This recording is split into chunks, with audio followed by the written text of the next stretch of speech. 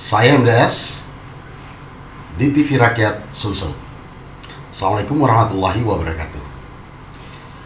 Pada kesempatan kali ini di MDS Today, tentunya tetap saya akan membahas perihal tentang manusia. Manusia seutuhnya dengan segala kelemahan dan kesempurnaannya tentunya. Nah, pada kali ini saya ingin membahas masalah dua kebutuhan. Yang pertama adalah kebutuhan jasmani. Yang kedua adalah kebutuhan naluri. Saya bahas yang pertama dulu, yaitu kebutuhan jasmani. Pada hakikatnya, kebutuhan jasmani ialah kebutuhan yang mau tidak mau, setuju atau tidak, harus dipenuhi. Karena kalau tidak dipenuhi, akan menjadi mudarat bagi tubuh kita karena bersifat jasmaniah. Mengapa dikatakan jasmaniah? Karena jasad, kehidupan, keberlangsungan hidup kita, dan keberlangsungan aktivitas sehari-hari kita agar kita tetap fit dan sehat. Sebagai salah satu contoh kebutuhan jasmani yang penting dan wajib untuk dipenuhi, yaitu ketika kita lapar. Seorang akan merasa lapar ketika 3 hari 3 malam, jangan 3 hari 3 malam ya, 1 hari 1 malam saja, jika tidak mengkonsumsi air serta makanan yang masuk ke dalam tubuhnya, akan mendapatkan sebuah kelainan fisik. Maka butuh pemenuhan. Maka butuh yang namanya pemenuhan untuk kemudian dipenuhi agar fisik atau jasadiah atau jasmani kita itu bisa merasakan fit atau terpenuhi kebutuhan itu agar kita tidak merugikan diri.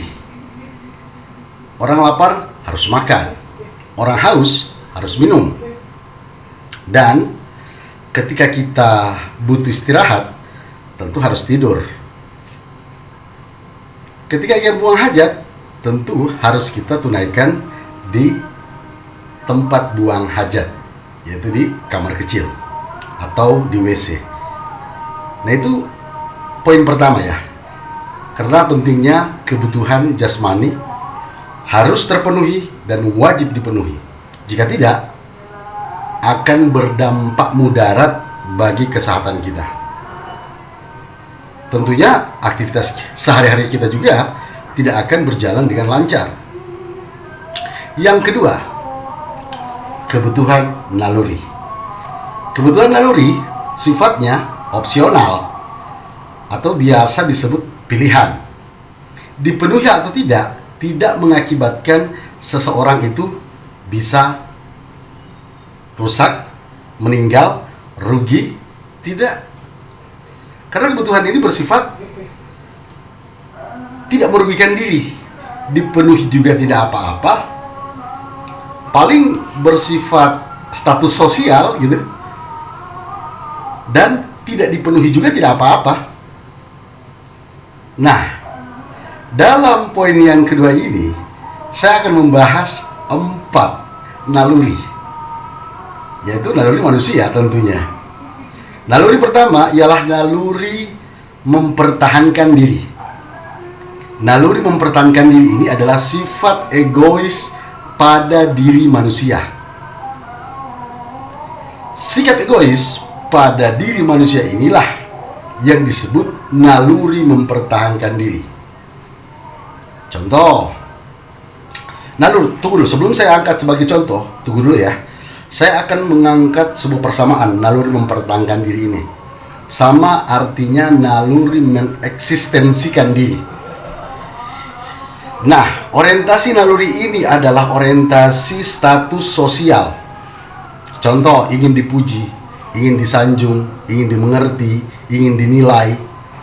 Itu adalah bawaan naluri yang sifatnya didorong dari luar. Ketika contoh lagi, ketika kita bergaul di tempat pergaulan yang rata-rata itu memakai iPhone 13, maka kita merasa insecure atau kurang percaya diri ketika kita juga tidak menenteng iPhone 13. Padahal kan tidak penting-penting amat. Mungkin dengan HP jadul kita atau HP lama kita justru lebih berguna dan masih berguna tentunya. Tapi karena kita tongkrongan bisa dikatakan tongkrongan menengah ke atas, high class, maka butuh pemenuhan itu. Maka kita didorong oleh eksternal, bukan dari internal ya, untuk memenuhi itu gitu loh. Seperti juga ketika kita sudah mempunyai kendaraan ya, taruhlah motor ya, kendaraan roda 2. Tapi karena ada dorongan luar ingin memperlihatkan eksistensi diri, maka kita terpaksa didorong oleh status sosial agar kita, taruhlah kita tidak sanggup membeli, menyicil mobil gitu loh. Padahal kan kita tidak butuh-butuh amat itu semua. Nah itu contoh yang pertama dari naluri mempertahankan diri atau eksistensi diri. Yang kedua, naluri mempertahankan keturunan. Nah, naluri mempertahankan keturunan ini adalah bagaimana kita menjaga apa yang sudah ada, maksudnya anak-anak kita, bagaimana sekolahnya, bagaimana pendidikannya, bagaimana pakaiannya, sarana dan prasarana. Ada kadang anaknya justru sudah sekolah di tempat yang layak karena grup WA mak-mak barangkali yang ia ikuti begitu memperlihatkan high class, makanya direkomendasikan untuk kemudian menyekolahkan anaknya di tempat yang bergensi. Padahal sekolah bergensi atau tidaknya kan tergantung daripada anaknya. Ternyata ini juga didorong oleh naluri itu sendiri karena faktor eksternal lagi-lagi. Yang ketiga, naluri ketertarikan kepada lawan jenis. Ini termasuk naluri loh, jangan salah. Kenapa saya katakan termasuk naluri? Karena ketertarikan seseorang kepada lawan jenis itu kan dipicu karena fitrah kita sebagai manusia memang ingin mendapatkan pasangan, ingin mendapatkan pendamping, ingin mendapatkan istri kedepannya ketika kita sudah mapan barangkali atau sudah mampu dari sisi ekonomi. Mungkin seperti itu ya. Nah sayangnya naluri ketertarikan ini dipenuhi atau tidak, itu tetap tidak mengakibatkan kita sebagai manusia itu rugi atau tersiksa jasad kita atau tersiksa yang namanya fisik kita. Karena orang melampiaskan naluri ini atau tidak, sama-sama tidak bermasalah. Ingat, sama-sama tidak bermasalah. Yang parahnya lagi, kadang naluri ini disorientasi atau mendapatkan perlakuan yang salah. Contoh, dia tertarik bukan kepada lawan jenis, tetapi sesama jenis. Ini lebih parah lagi, karena naluri ketertarikan itu harusnya tersalurkan melalui sesama berbeda jenis, bukan sesama jenis ya.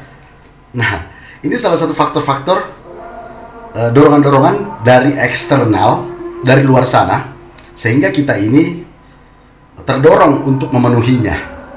Makanya muncul beberapa hal-hal yang sifatnya dalam tanda kutip ya kacau, berantakan mindset kita dalam pemenuhan ini. Taruhlah kita melampiaskan naluri ini di luar nikah atau orang-orang sekarang ya kalau mau lagi date gitu, dia short time gitu, atau biasa orang bilang open BO gitu. Dia melampiaskan itu dengan cara yang salah, sehingga naluri ketertarikan ini dipenuhi atau tidak itu tidak masalah, tergantung sekuat mana kita punya daripada iman itu sendiri kan. Iya, kembali lagi kepada personal brand gitu loh, personal kita masing-masing. Dan yang terakhir dari keempat naluri ini adalah naluri beragama. Mengapa naluri beragama itu ada, dititipkan kepada manusia? Karena kita selaku manusia memang ada kecenderungan dan berat kecenderungan kita mengesahkan segala sesuatu. Hatta orang ateis sekalipun. Orang ateis pada prinsipnya dia juga punya naluri beragama. Namun kemudian naluri beragama ini disalah tafsirkan atau disalurkan dengan pemahaman-pemahaman yang sifatnya materialistis, sehingga Tuhan mereka menuhankan materi, mengindahkan Tuhan yang sebenarnya. Nah, mungkin seperti itu sharing kita di TV Rakyat Sosial. Assalamualaikum warahmatullahi wabarakatuh.